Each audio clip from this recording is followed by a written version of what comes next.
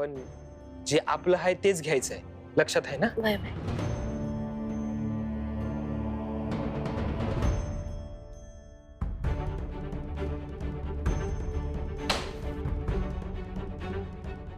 जनका, अरे काय चाललंय तुझे? अरे आज घाण्याच्या पूजेचा दिवस आहे ना. पूजा झाल्यावर ठरल्याप्रमाणे आम्हाला इथून जायचंय, त्याचीच तयारी करतो. नंतर धावपळ नको. हा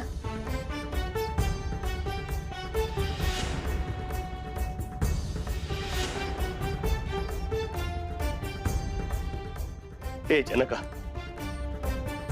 अरे माफ कर मला.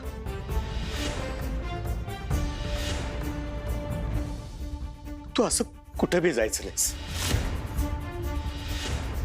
दादा, अरे असं काय करतोस? पंचांना शब्द दिलाय मी, दिलेला शब्द मोडणार नाही मी. अरे कसला शब्द आणि कसलं काय? माझ्याच डोसक्यात कसलं तरी खूळ शिरलं होतं बघ. आपल्या घराची वाटणी करायला निघालो होतो. माझ्या सख्ख्या भावाला या घरातनं बाहेर काढायला निघालो होतो. पण तू लहान भाऊ असून समजूतदारपणानं वागलास आणि मी. दादा, अरे खरं तेच सांगतो जनका. त्या दिवशी गावावरनं आलो तेव्हा फक्त तुझी भेट घ्यायची होती म्हणून आम्ही बी लय अडचणीत होतो. त्यावर काय तोडगा निघतोय काय एवढंच बघायचं होतं. पण मी इथं आलो आणि तुझ्या प्रत्येक गोष्टीचा मत्सर करायला लागलो. तुझ्याशी असं वागेन असं कधी वाटलं नव्हतं. पण वैऱ्यासारखा वागलो मी. दादा, अरे ठीक आहे, सोड ते समजत. माझ्या मनात बी नाही काही. तुझ्या मनाचा मोठेपणा आहे. आज बोलू दे मला. मी तुझ्याशी एवढं वाईट वागून तू त्याचा कधी राग केला नाहीस. उलट तू माझं सगळं वाईट वागणं पोटात घातलंस, समजून घेतलंस. अरे गावातले लोक तुला एवढं समज का म्हणतात ते आज कळलं मला. अरे जनका, कुठल्या मातीचं बनलायस रे तू? तू देव माणूस आहेस. जमलं तर मला माफ कर जनका. दादा, अरे लहान भाऊ आहे मी तुझा. तू हात बीत जोडू नको बर. मी लहान असताना वडिलांसारखी माया दिलीस तू मला. आपल्यातलं नातं असंच राहावं एवढीच इच्छा आहे माझी.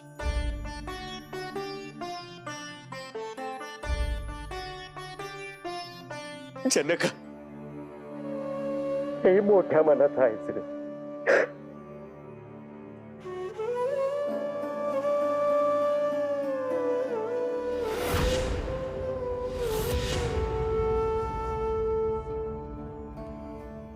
जाऊ दे.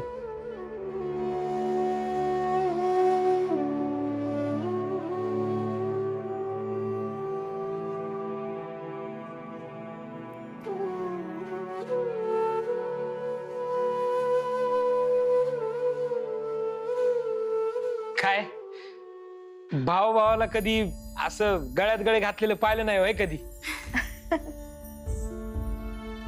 चला, आजचा दिवस आपण मजेत आनंदात साजरा करूया. उद्या आपण मग आपल्या गावी परत जायचंय. वाय वाय, आम्ही बी तयारी करतो. जाऊबाई, आज आपण गोडाधोडाचं जेवण करूया. तुम्हाला काय आवडतं ते सांगा, ते करू आपण. काय रे पोरांनो, कुठं हुंदडत होतात सकाळपासून? अगं खेळायला गेलो होतो आम्ही. न्हालेले बी नाही दोघं सकाळपासून. आज घाण्याच्या पूजेचा दिवस आहे, मोठा सोहळा आहे. चला उठणं लावून आंघोळ करा. दादा, माझी एक इच्छा आहे. गाण्याची पूजा सदूच्या हातून करूया. आपला यो वारसा पुढच्या पिढीपर्यंत जायला पाहिजे का नाही? अगदी बरोबर.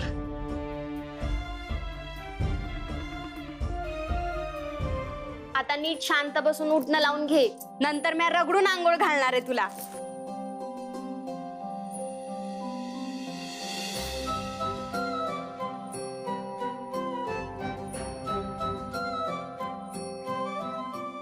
जाऊबाई, आपण एकत्र राहायचो तेव्हा सासूबाई किती छान उठणं बनवायच्या नाही? कुठलं कुठलं औषधी वनस्पती घेऊन यायच्या हो, आणि आपल्याला निवडायला सांगायच्या. वय ग, ह्या निमित्तानं समजा आठवलं बघ. नागर मोथा, मध, वाळा, बेखंड, हळद, मध असं काय काय वनस्पती घालायच्या त्या. आणि सदू, या समध्या औषधी वनस्पती बरं का. पण कशाला लावायचं उठणं? एवढी थंडी आहे आता. अरे वेड्या, थंडीत आपले हातपाय फुटतात की नाही? मग या उठण्यातल्या औषधी वनस्पतींमुळे आपले हातपाय छान गुळगुळीत होतात. थंडीत अंग फुटून साल निघत नाही, कोरडेपणा राहत नाही, चेहऱ्यावर सुरकुत्या बी राहत नाही. आणि बरं का सदू, तू लवकर म्हातारा बी होणार नाहीस जर तू रोज उठणं हे लावलंस तर.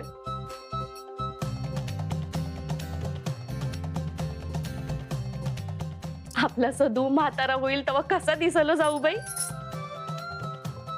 काकू काय ग, तू पण.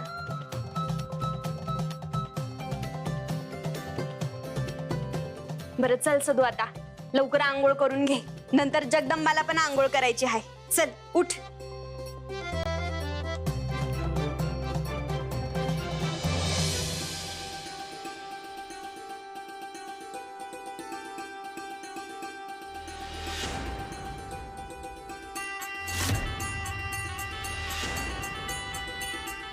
चल बस इकडे.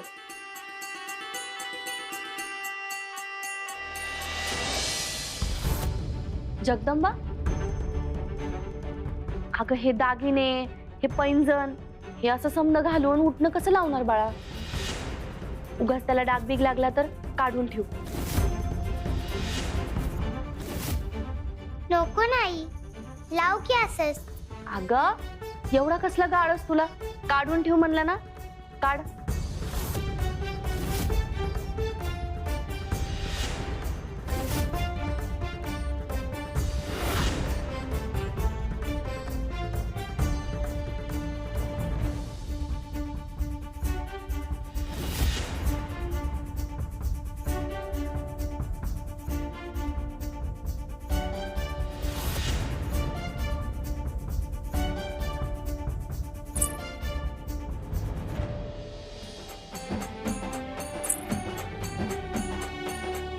हा, आता कसं?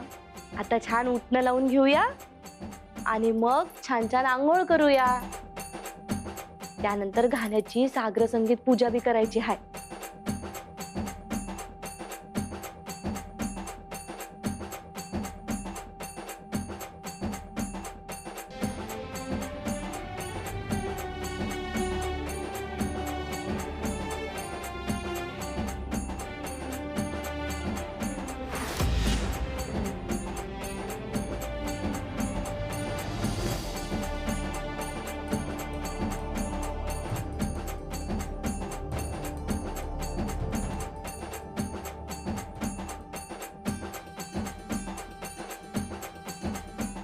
चला आता आंघोळ करून घेऊ.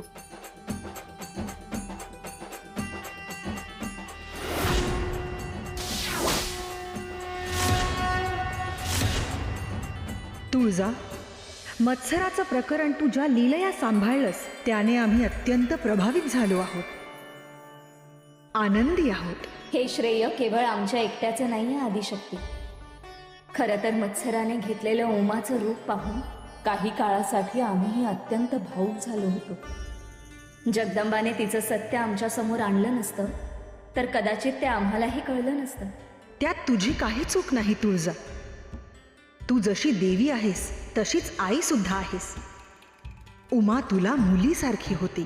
तिला पाहून तू भावूक होणं स्वाभाविक आहे. आईमध्ये माया, ममत्व असतंच. असुरांनी तुझ्या ह्याच गुणांचा गैरफायदा घेतला, एवढंच.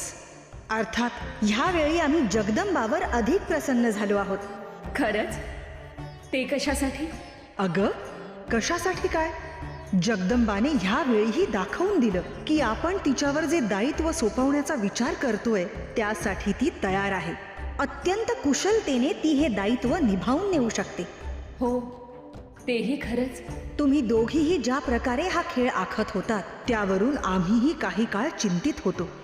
पुढे काय घडणार याची काळजी वाटत होती. एक पाऊल जरी चुकीचं पडलं असतं तरी तुमचा खेळ फसला असता. आणि जगदंबाचं रूप घेण्याची आपली सगळी योजनाही. परंतु तिथेही जगदंबाने सावरून नेलं. आपण ह्या योजनेच्या पुढच्या टप्प्याकडे जाऊ शकतो याची तुला आत्ता तरी खात्री पटलीये ना? कारण आत्तापर्यंत प्रत्येक वेळी तूच त्यासाठी विरोध करत आलीयस. हो, पण आता ह्या घटनेनंतर आमचीही तशी खात्री पटली. लवकरच आपल्याला पुढचं पाऊल उचलायला हवं. आणि त्यासाठी आता जगदंबाला तयार करणं हे तुझं काम आहे.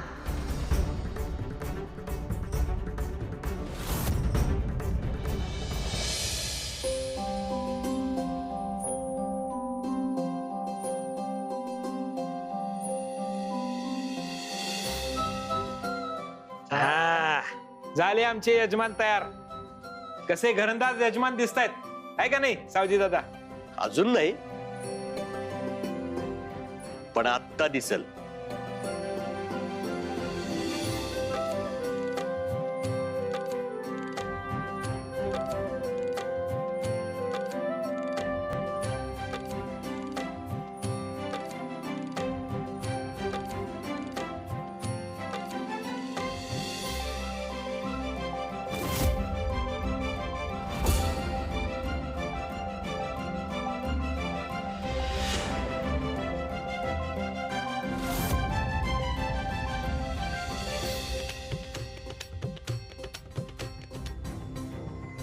आता कसं?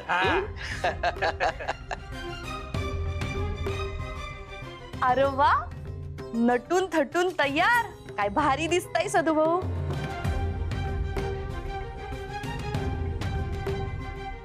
अग जगदंबा कुठे? होती की इथंच.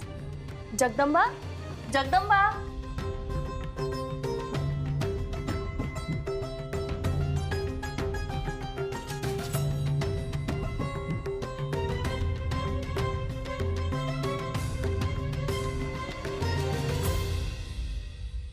वाह, काय गोड दिसती ग जगदंबा या रूपात.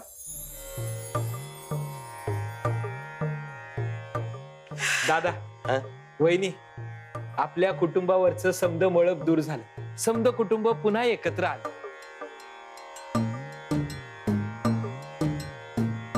आज बाबा असते तर त्यांना बी किती अभिमान वाटला असता.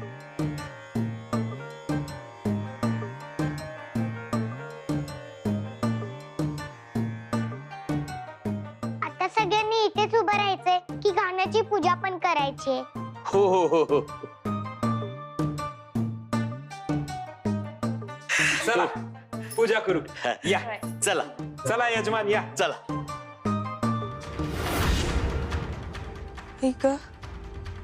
कुठे आहे मी? सम्राज्ञींचं दालन दिसतंय. मनोरमे, हे बेशुद्ध पडायचं नाटक करून करून कंटाळा आला बाई. आई ग, पोटात कावळे ओरडायला लागले.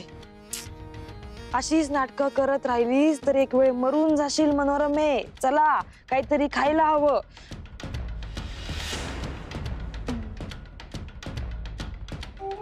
फळं खाऊया. चला.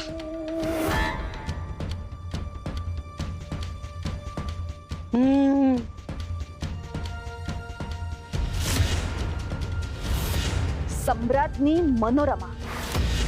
उठलात आपण?